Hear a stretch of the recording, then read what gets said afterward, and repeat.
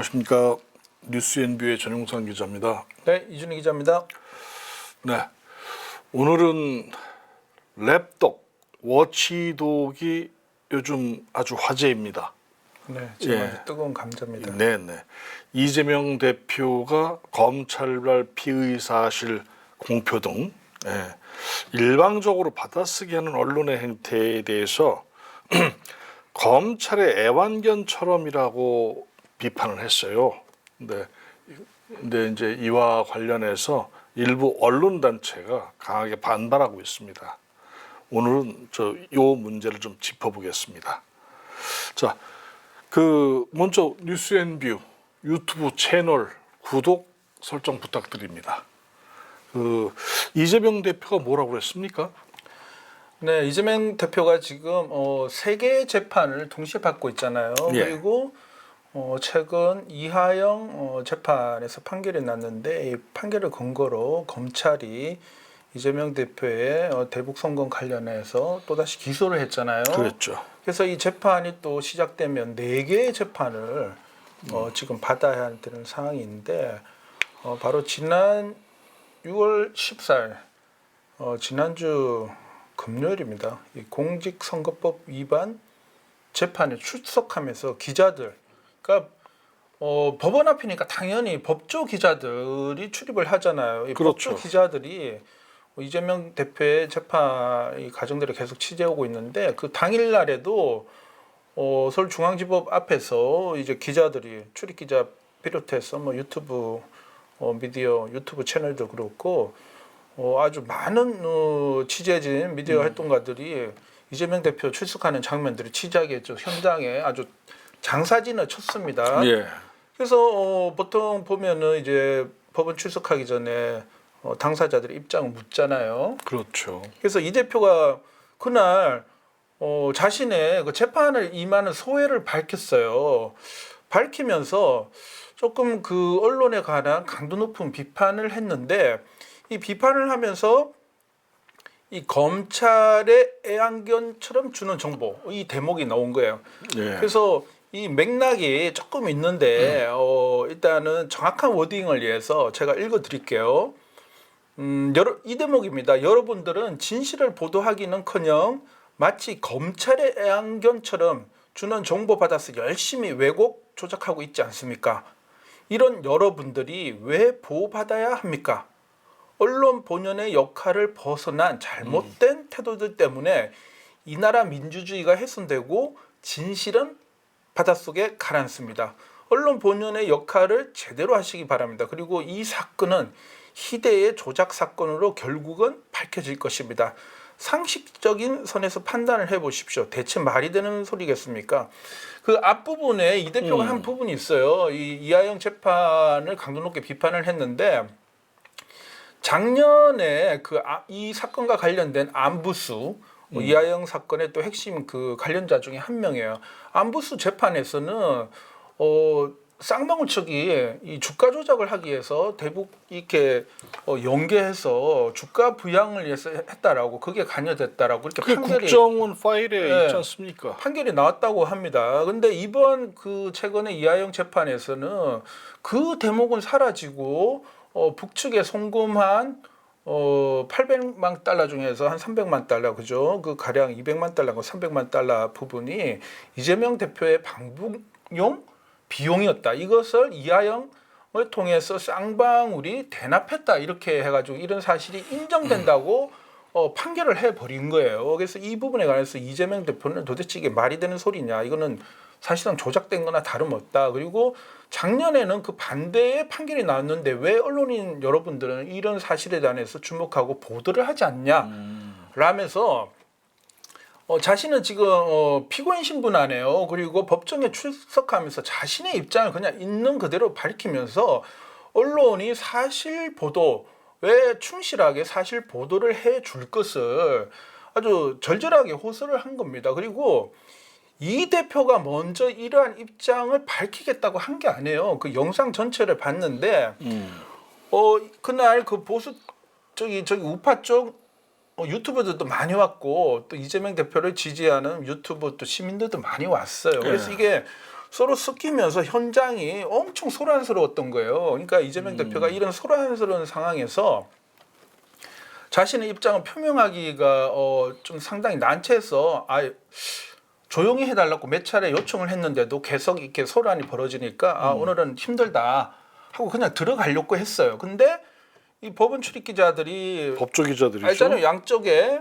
무슨 마이크로 이렇게 들이밀잖아요. 들이대고 또 영상 카메라들 다 취재를 하고 있으니까 이들은 그 장면, 그러니까 이재명 대표의 코멘트를 받지 못하면은 이 보도하는 데서 영상 화면이 그렇죠. 그냥 뭐 소핑 강정이 돼 보니까 끝까지 받아내려고 한 거예요. 그래서 한 2차례 정도 이재명 대표는 정말 힘들겠다 이런 입장을 표명했음에도 불구하고 계속 취재진들의 마이크를 들이대니까 마지못해 이재명 대표가 얘기를 한 거예요. 그래서 그 상황을 봤을 때는 이재명 대표가 뭐 작정하고 얘기했는지 안 했는지는 확인하기 어렵지만 이재명 대표가 피의자 또 피고인 신분으로서 자신이 당한 본인 입장에서의 이 억울한 부분들을 피력하면서 이런 부분에 대해서 언론이 정확한 보도를 하길 바란다면서 이 발언한 대목에서 여러분이라는 표현이 계속 나오거든요. 언론 얘기도 했지만 여러분이라고 한 표현이 있는데 이 여러분들은 바로 현장에 있던 법조 출입기자, 메이저 언론사들의 법조 출입기자들이 지칭한 거예요. 그래, 근데 뭐 이렇게 들어보니까 사실은 그게 그렇게 뭐 틀린 말은 아니에요. 근데 언론을 뭐 애완견으로 비유해서 기분이 나쁘다 뭐 이런 건가요? 언론 당사자들 입장에서는 기분이 나빴던 모양입니다. 특히나 이 주류 언론들이 발끈하고 뭐 사설 칼럼들을 통해서 이재명 대표를 지금 강도 높게 비판을 하고 있고. 근데 이 언론 그 저널리즘 용어에는 애완견, 즉 랩독이라는 단어가 있어요. 이재명 대표는 뭐 당연히 우리나라 사람이고 우리나라 말로 했잖아요. 애완견이라고 표현을 했는데 이 검찰의 애완견이라는 이 표현에서 애완견이 어떤 뜻으로 발언되었는가 이 맥락을 좀 살펴볼 필요가 있거든요. 그래서 이 저널리즘 용어로 워치독이라는 용어가 있어요. 이건 감시견인데 우리가 뭐 반려견이나 강아지를 집에서 키울 때 뭐 그죠? 같이 이렇게 즐거움과 희노애락을 나누는 그런 반려의 것도 있지만 예전에 보면은 뭐 마당 있는 집에서 이 강아지 개들을 키울 때 도둑이라든지 도둑놈 잡기 위해서들 많이들 지키고 이렇게 감시하는 역할을 그랬죠. 하잖아요. 그래서 그걸 비유해서 언론의 역할이 바로 감시견이다. 권력과 자본을 감시하고 부패 비리를 감시를 하고 이걸 보도함으로써 사회의 어떤 정화를 하는 그런 기능을 일컬어 감시견 역할, 워치독이라고 표현하는데 그 반대의 개념이 랩독이에요. 애완견, 아주 그 품 안에서 무릎 품 안에서 키우는 애완견 강아지를 일컬어 랩독이라 하는데 바로 이 애완견이라는 표현은 저널리즘 용어에서는 랩독으로 표현되는데 이것은 워치독 그러니까 감시견의 반대의 그런 모습을 보이는 언론의 행태를 비판하는 용어거든요. 지켜보는 개냐, 꼬랑지를 흔드는 개냐의 차이 아닙니까? 그렇죠. 네. 그래서 이거는 이재명 대표가 뭐 처음 뭐 얘기했다 이런 개념이 아니라 원래 있는 얘기잖아요. 학에서 일반적으로 통용되는 용어를 당연히 우리나라 사람이니까 애완견이라고 표현을 한 거 아닙니까? 그렇게 그렇다고 했고 랩독이라고 얘기하기도 그렇고. 네.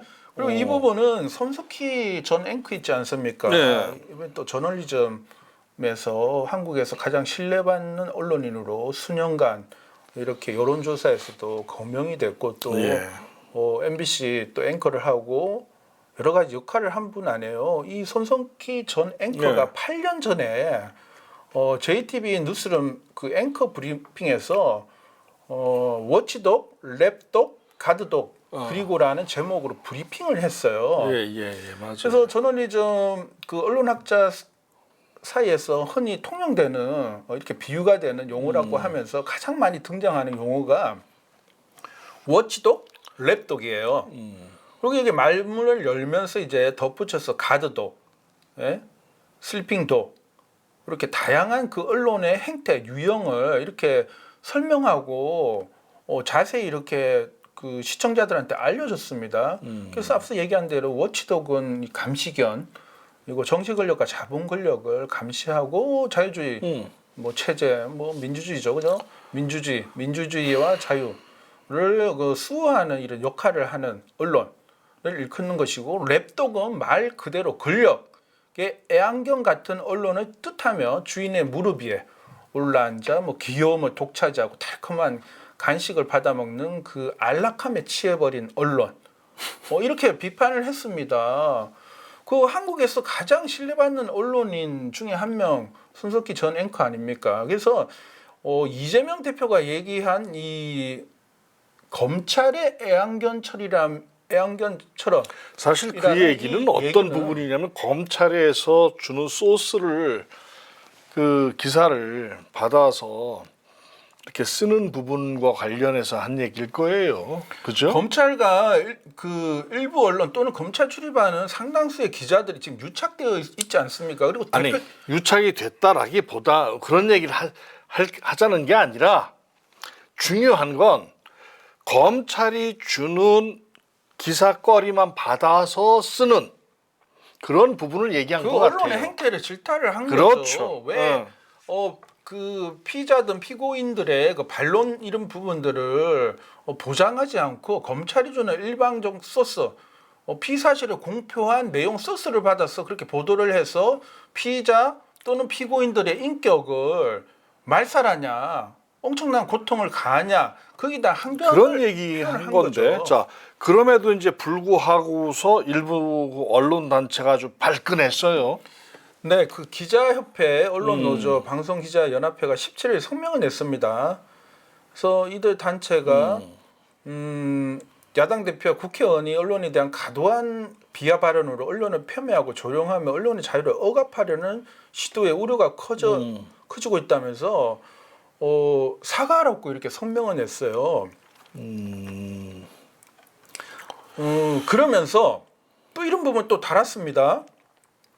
검찰발 언론의 받아쓰기 관행에 관해서는 이재명 대표도 비판하고 지적했고, 또 언론뿐만 아니라 많은 국민도 그런 우려 그리고 그런 언론의 행태에 관해서 질타를 하고 있잖아요. 그렇죠. 그 대목이 이들 언론 단체의 성명에 포함되어 있긴 해요. 아 그래요? 네, 이 그 후반부에 짤막하게 한 3줄 정도 들어가 있는데, 다만 이번 사안을 계기로 우리 언론도 검찰 기소 전 단계에서 수사기관에서 나온 정보를 철저하게 검증하고 다양한 이해 당사자들의 관점도 반영함으로써 유죄 추정 보도로 치우치지 않도록 성찰하는 계기를 삼아야 할 것이다.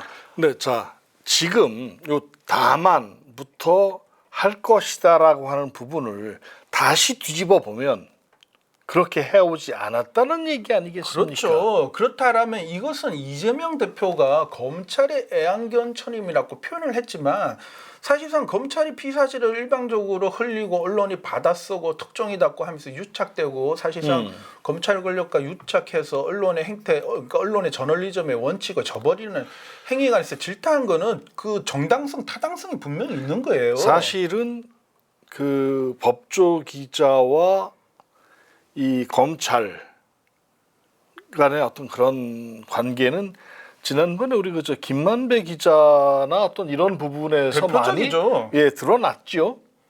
그럼 김만배 기자가 이제 다시 구속영장이 청구됐지만 검찰 법조 출입을 하면서 여러 가지 쌓은 인맥, 검찰 뭐 법원 등 해서 뭐 대장동이나 이런 논란의 핵심 중심에 서 있는 인물이 돼버린 거 아니에요.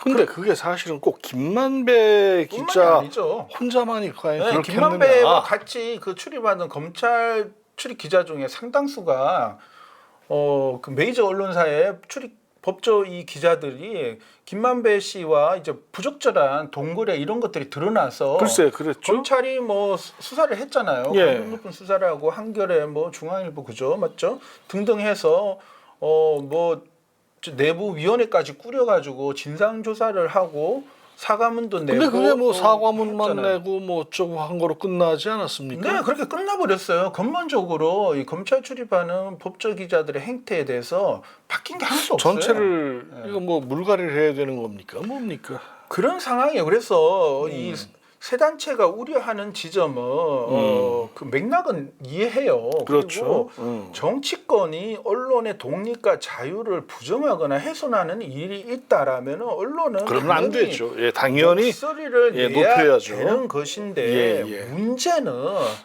이재명 대표가 검찰의 애완견이라고 발언한 이 대목을 제가 봤을 때는 너무 그 말 한 가지만, 그 한 단락만 가지고 얘기하는 부분이 될 것 같아요. 학대해서 그 마치 민주당과 이재명 대표가 일반적인 언론의 독립과 자유를 부정하는 듯한 그런 우려를 했다라면 이거는 좀 과도한 측면이 있다 이렇게 보여지고 기자협회 언론노조 방송기자연합회 다 언노련. 언론현업 단체 아니에요. 네. 우리 한국 인터넷 기자협회도 언론현업 단체고 언론의 독립과 자유를 위해서 지금 싸우고 있지만 그런 측면에서는 우리는 똑같은 입장이지만 그동안 이 주류 언론, 레거시 언론이 미디어의 어떤 법조 그런 출입을 행태를 하면서 봤을 때 검찰 권력과 유착되고 보인 그 행태에 관해서는 이 세 줄로 짤막하게 언급할 게 아니라 이건 처절한 반성문 보고서를 내야 될 사안이거든요.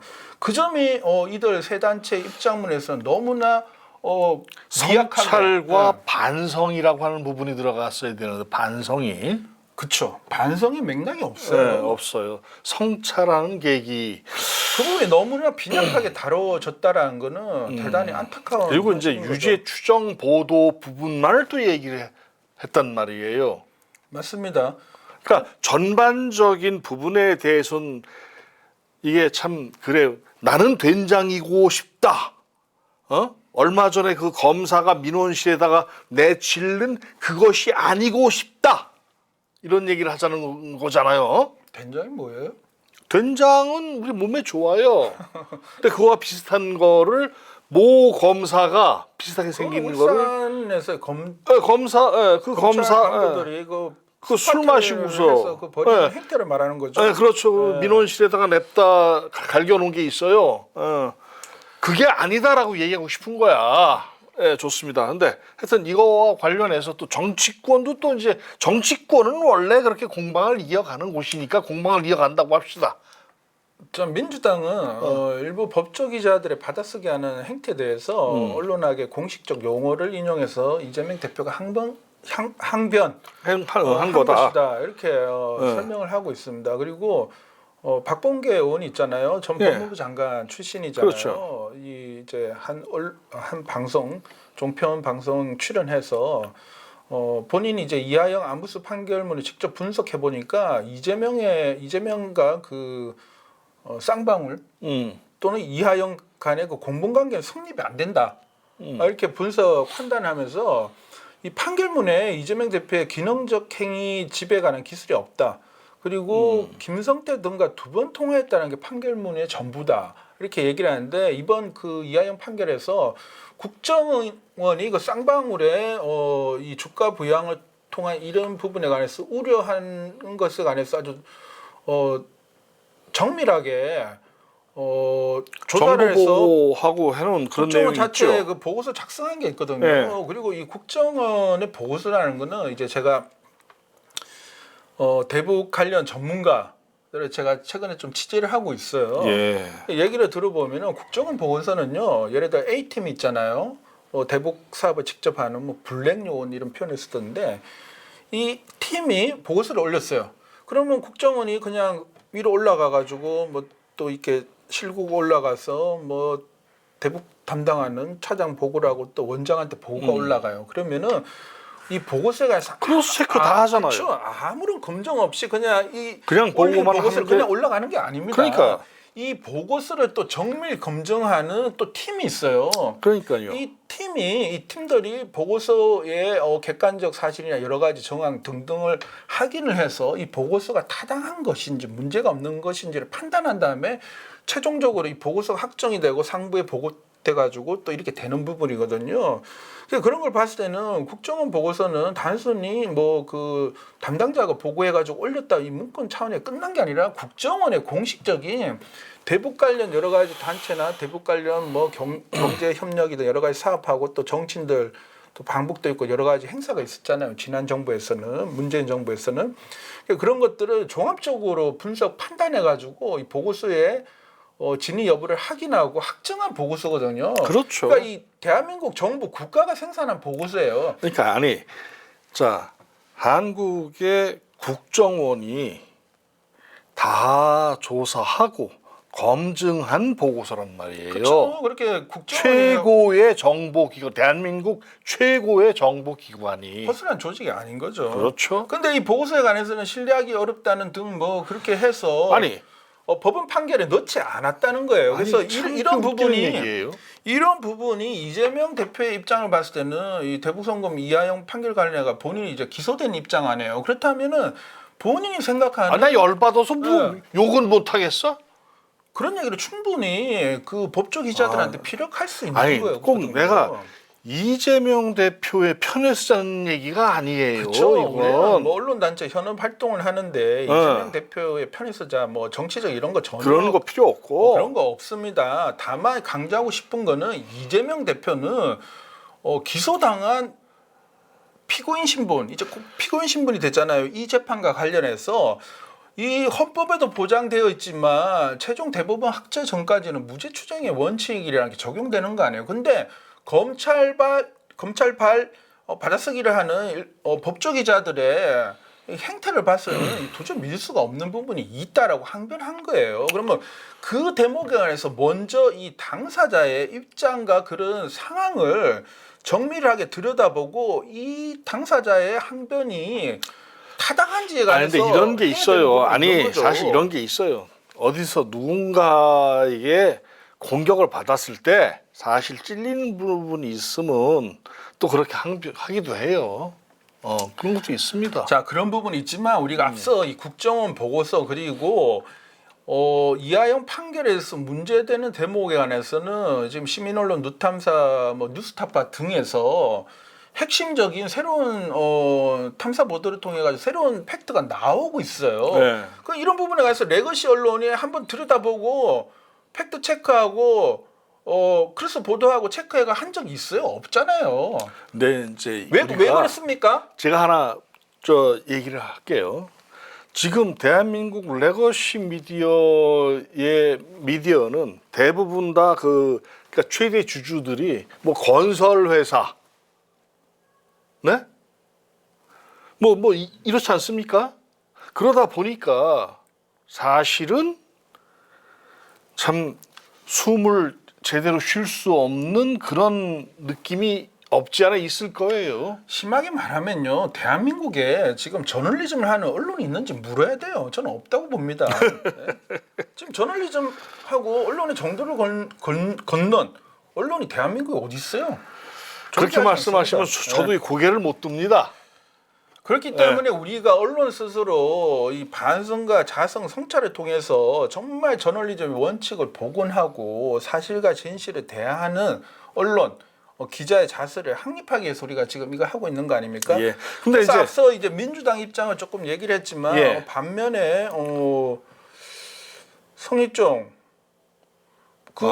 저기 박범계 의원이 이런 말까지 했습니다. 언론 이 애완견 표현은 특수부 검사 언론 유착 관계를 비판한 것이다 이렇게 얘기를 했고 그것도 반면에 이제 그 부분만 얘기한 그렇죠. 건데 반면에 이제 성일종 국민의힘 사무총장의 경우 이 팩트에 근거해 보도한 언론에 대해서는 검찰의 애완견이라며 펜과 입을 다물라 합니다라고 이재명 대표를 비판을 했는데 여기서 저는 조금 공감이 안 가는 부분이 언론의 일반적 원칙은 팩트에 근거해 보도해야 되는 게 맞죠. 이게 저널리즘의 원칙인데 대한민국 언론 그렇지 않잖아요. 근데 이거를 국민의힘 성일종 사무총장은 마치 대한민국 언론이 팩트에 근거해서 보도하는 언론이 대다수인 것이냐 이렇게 인식하고 있다라면 저는 이건 현실과 맞지 않다는 생각이 들어요. 여튼 좋습니다. 여튼 이 검찰의 애완견이라면서 펜과 입을 다물라 한다라고 비판했다라고 이렇게 지적을 했죠. 네. 예, 하여튼 이럼에도 불구하고 결국 이재명 대표가 한 발 이제 물러서서 유감이라고 표현을 했습니다. 이재명 대표 입장에서 지금 민주당 입장에서 방송 3법 지금 발의를 다시 통과시켜야 되는 입장 아니에요. 그런 상황에서 언론 단체와의 이런 충돌 마찰이 사실 좀 부담스러운 측면이 있잖아요. 그리고 또 이재명 대표도 여러 가지 당내 안팎에서 또 얘기도 듣고 했을 거 아니에요. 그래서 이 대표가 오늘 이제 18일입니다. 6월 18일 페이스북에 애완견 발언에 관해서 해명을 하면서 이 부분 좀 유감이다고 표명을 했어요. 그래서 이 대목을 잠깐 보면은 이재명 대표 입장은 그 시간 제약, 왜냐하면은 법원 들어가기 직전에 기자들이 이제 마이크를 갖다 대고 계속 물었잖아요. 그렇죠. 그러다 보니까 본인의 입장을 충분히 설명할 수 있는 시간이 매우 부족했던 아니 거예요. 그거는 또 너무 또 앞서간 거고. 네. 그러니까 아니요, 이거는 제 얘기가 아니고요. 이 이재명 대표가 직접 이렇게 코멘트를 했습니다. 그래서 이 얘기를 들어보세요. 이재명 대표가 시간 제약 등으로 일부 언론의 문제임을 좀 더 선명하게 표현하지 못해 언론 전체 비판으로 오해하게 했다면 이는 저의 부족한 탐이고 유감스럽게 생각한다라고 직접 본인의 입장을 올린 거예요. 그래요. 이건 본인 입장이기 때문에 제가 뭐 더 추정한 것도 아니고 해석을 가한 것도 아니에요. 그래서 이런 부분에 관해서는 그 일부 언론의 명백하고 심각하며 민주주의를 위협하는 애완견 행태 비판을 전체 언론에 대한 근거 없고 부당한 비판이냐 변질시키는 것도 매우 안타깝게 생각한다고 해명 유감 표명을 했지만 이 자신의 그 애완견 표현 부분을 앞서 대표님이 저랑 그 부분 얘기를 했잖아요. 그걸 학대해가지고 마치 전체 언론에 관한 그 공격이냐 부당한 비판이냐 침소봉대를 하는 했다라는 그런 부분에 거죠. 관해서는 전혀 그렇지 않다라는 입장을 분명히 했어요. 그리고 또 이 대표도 그 앞서 얘기한 손석희 앵커의 워치독, 랩독 부분을 또 인용을 하면서 이렇게 쭉 얘기를 했고, 그리고 다시 한번 이 방북용 송금이라는 검찰 주장을 뺏겨 쓰면서 주가 조작, 앞서 얘기한 국정원 주가 조작이라는 이 비밀 보고서에 외면한 이런 그럼 언론 크로스 행태에 체크를 관해서 또 해야 될 거 아니야. 네, 공정하고 객관적인 보일 수 없다라고 이재명 대표는 그 본인의 입장을 굽히지 않았어요. 그래서 이런 얘기를 했지만 그리고 끝으로 이렇게 얘기를 했습니다. 그래서 이재명 대표가 지적한 부분 저는 100% 맞다고 생각하거든요. 자, 그 언론 단체가 그 앞부분에서 그 법조 출입 기자 일부 그 부분에 대해서는 한 3주 정도로 지적을 했었잖아요. 네, 그랬죠. 그래서 이 대표도 언론 단체의 성명이 애완견 형태를 보이는 잘못된 언론을 비유하려는 것이 아니라고 믿는다 이렇게 얘기를 하면서 이 대목을 지적했어요. 그 명예훼손을 이유로 해서 윤석열 정부 들어서 그 마이너 언론, 특히나 뭐 시민 언론, 더탐사나 지금 누탐사가 됐고 뭐 뉴스타파, 뉴스버스 이런 언론들이 있잖아요. 뭐 경향 한겨레 있고 좀 진보 그리고 인터넷 신문들 그 이런 언론에 관해서 무자비 압수수색 이런 것들이 많이 진행이 됐잖아요. 그렇죠. 근데 또 심지어는 강진구 기자의 경우에는 2차례 구속영장을 청구를 했잖아요. 청구를 했지만 결국 무죄에 그쳤는데 이런 검찰의 행태에 대해서 언론계가 강력 항의했다라는 말을 이 대표는 가문한지 저는 듣지 못했다 이렇게 꼬집었어요.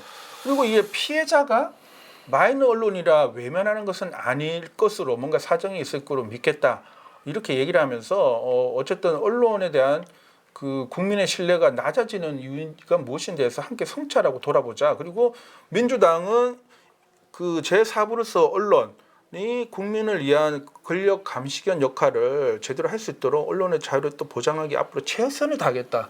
이런 입장을 표명했어요. 그래서 이런 얘기를 종합해 봤을 때는 이 대표의 검찰의 애완견청이라고 비판한 대목은 언론 전체에 대한 공격이나 비난이 이런 건 아닌 있어요. 거예요. 자, 이재명 대표가 성남시장을 했었고 또 경기도지사를 했을 때에 언론에 대해서 차별을 하고 했다는 얘기는 제가 못 들었습니다.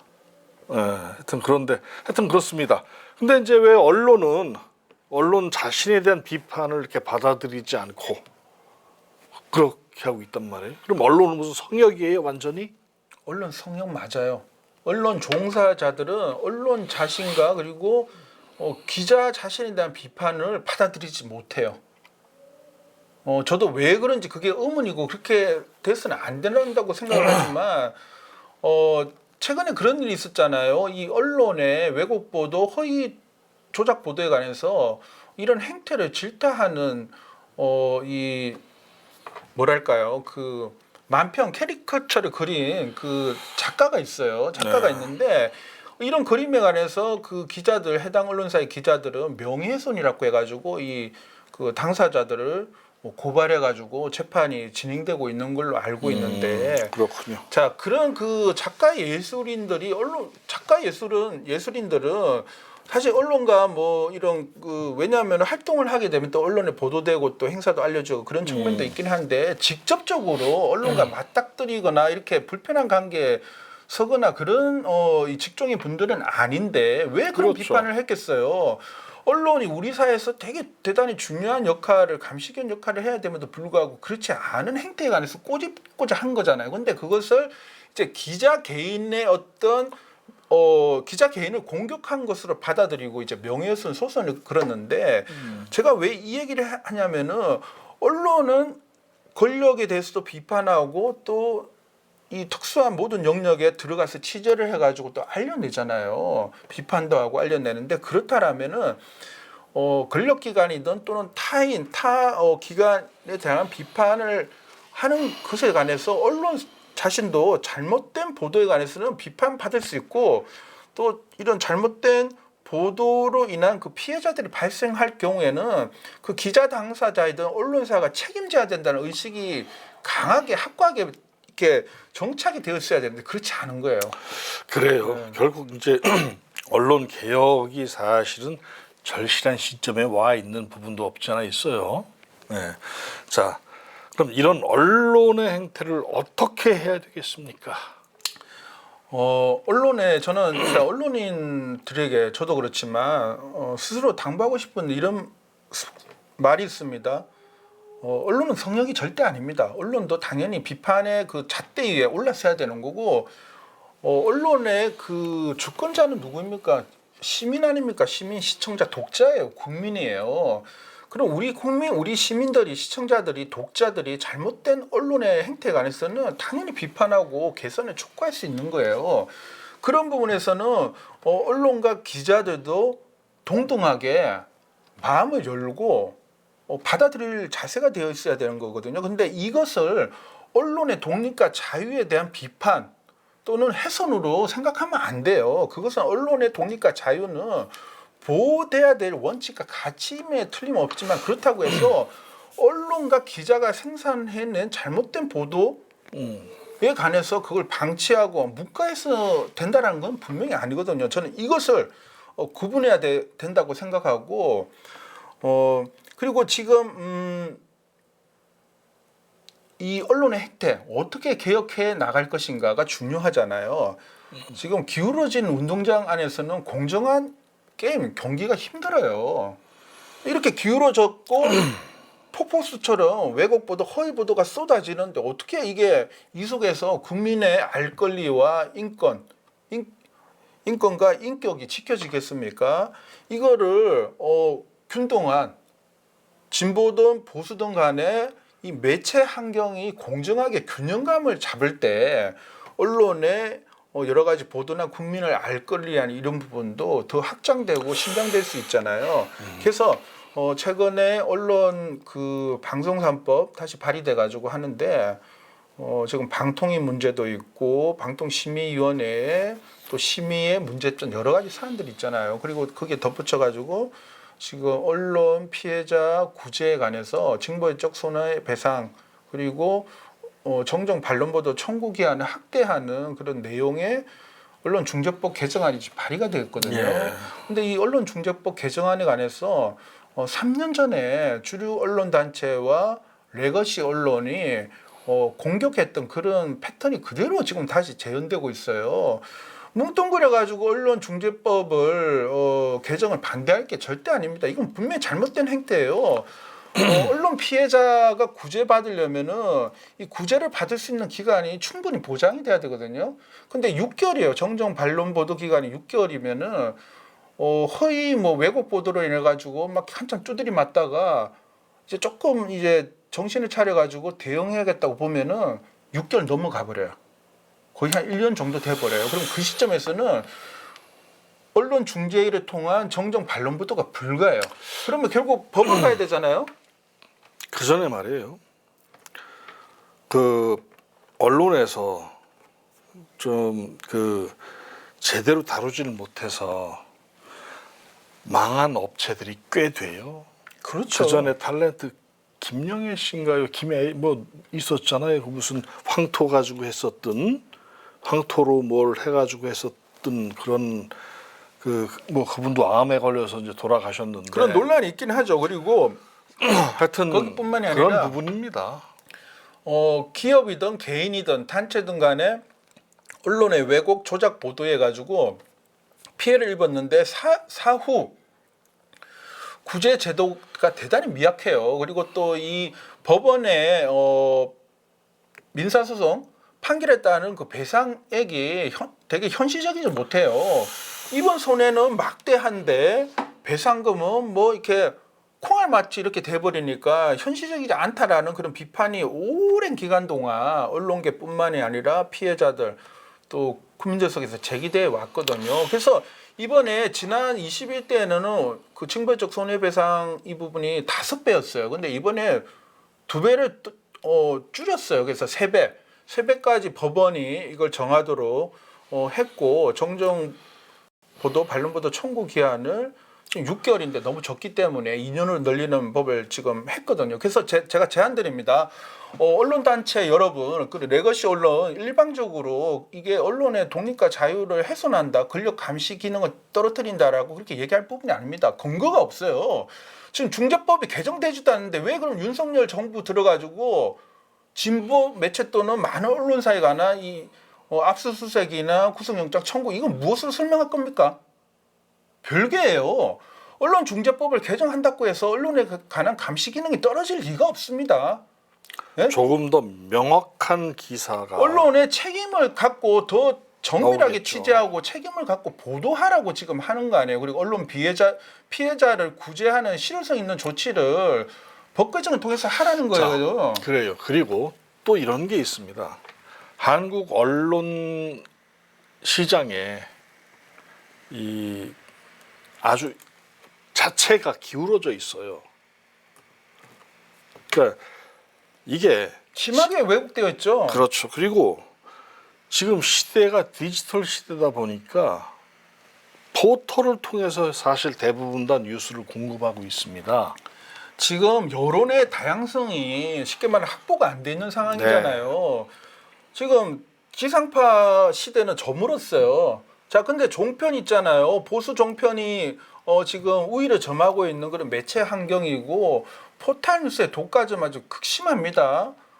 불과 뭐 얼마 전의 일이지만 다음 카카오가 1200개 정도 되는 중서풀풀이 인터넷 신문의 뉴스 검색 결과값을 축소시켜 버림으로 인해 가지고 한 100몇 개밖에 안 되는 나름대로 규모 있고 하는 매체들의 뉴스만 노출되게 만들어 버렸잖아요. 이게 바로 여론 시장의 왜곡이거든요. 이런 부분들을 지금 개선해야 돼요. 개선하고 또 동시에 언론의 책임을 높여야 되기 때문에 자, 그래서 이 부분과 관련해서 지금 말씀하신 이 부분과 관련해서 목소리를 높이는 과연 언론이 있느냐 이겁니다. 언론도 없고 언론 단체도 없죠. 이거를 왜 자, 기자협회 언론 노조요. 이 한국 언론의 독립과 자유를 위해서 언론 노동자 그리고 기자들을 위해서 열심히 뛰고 있는 조직입니다. 근데 그럼에도 불구하고 왜 약자, 중소규모 언론의 다양성들을 위해서 기울어진 운동장을 바꿔 나가서 노력하고 있는 인터넷 신문, 인터넷 기자협회 같은 조직의 목소리를 폭넓게 연대해서 같이 가야 되는 거 아닙니까? 근데 외면하고 있잖아요. 그래서 제가 요약하면은 언론 피해 구제법, 중재법요 일방적으로 반대할 거 아닙니다. 잘못되어 있습니다. 저는 단호하게 신념을 갖고 얘기를 합니다. 언론 정적 청구 보도 있잖아요. 정정 보도, 반론 보도 청구 기한 대폭 늘려야 돼요. 그러면 이 부분에 관해서는 언론 단체는 동의를 해야 돼요. 동의를 하고 이 징벌적 손해배상제에 관한 일부 좀 미흡한 부분이 있어요. 이것들은 언론계가 논의를 하고 또 많은 언론사들과 시민들과 함께 국민과 함께 논의를 해서 합리적 방안 개선안을 마련해서 개정안을 내면 돼요. 그래서 저는 투트랙으로 가자라는 얘기를 드립니다. 방송 3법 개정과 언론중재법 개정은 투트랙으로 가야 돼요. 더 이상 언론 피해자의 그 피해 구제 현실적이지 않고 주류 언론, 큰 언론에 해가지고 왜곡, 조작 보도가 발생해서 그 피해자들은 평생 치질 수 없는 그런 상처를 피해를 입고 살아가는 것들을 계속 방치해 놓을 겁니까? 그 간첩으로 조작됐던 유호성 씨, 그죠? 많아요. 앞서 얘기한 기업이든 개인의 그런 피해 사례, 그리고 양이동 열사, 예? 뭐 분신을 그죠? 뭐 부추기거나 방치했다는 이런 그 허위 왜곡 보도를 했고 이게 사실이 아닌 게 드러났잖아요. 그런데 그럼에도 불구하고 경찰 조사 진행되지 않고 있어요.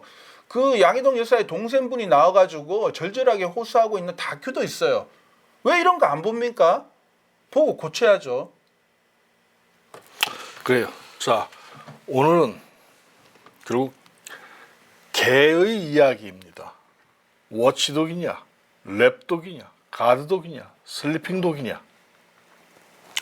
사실 이번에 이 애완견 발언은 이재명 대표로부터 나왔습니다마는 이 논란은 언론을 하는 많은 분들이 마음속으로 다시 한번 생각해 봐야 될 시점입니다. 자, 언론 스스로의 성찰을 또 우리 기대하면서 오늘 방송 여기서 마치겠습니다. 고맙습니다. 고맙습니다.